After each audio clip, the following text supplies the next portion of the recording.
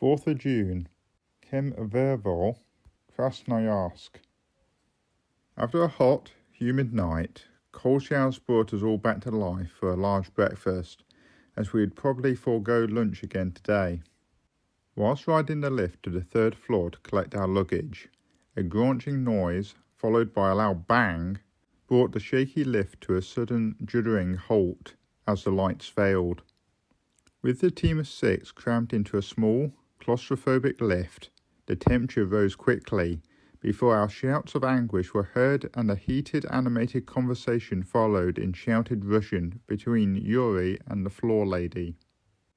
Some concern was evident, as the town's electricity supply was due to be disconnected within the next 30 minutes. After 40 minutes in the pitch darkness, the lift was manually winched down sufficiently to allow us to squeeze through the narrow 2-foot gap between the lobby ceiling and the lift floor and jump to safety. Subsequently, we learnt that the lift was only licensed for 4 persons, but not a single notice to that effect was displayed. Guests were simply expected to be aware of this. We were all given a good talking to by the floor lady, which we conveniently failed to comprehend. Yuri's method of getting transport to the airfield was simple. He merely stopped passing private cars and told them that they were to take these British airmen, visitors and guests of the Russian Air Force to the airport forthwith. As there were no taxis for hire, this was the only method of commuting to and from the airports. Car owners just accepted Yuri's orders and were pleased with the badges, zaps and cigarettes which we handed out.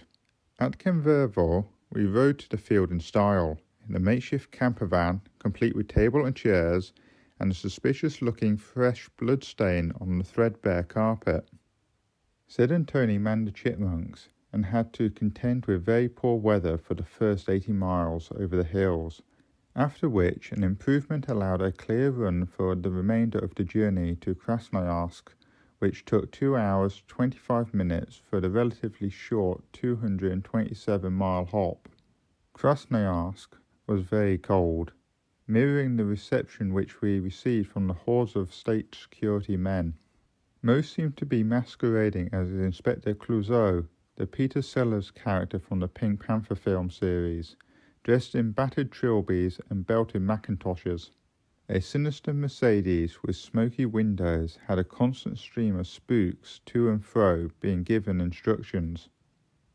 After taking several photographs of Crossair passenger jets on the dispersal, the film from Tony Severs' camera was confiscated and exposed. Tony gave a fine theatrical display of opening his camera and removing the film, and subsequently explaining that he had just changed reels and had only taken 2 exposures. But Honor was satisfied.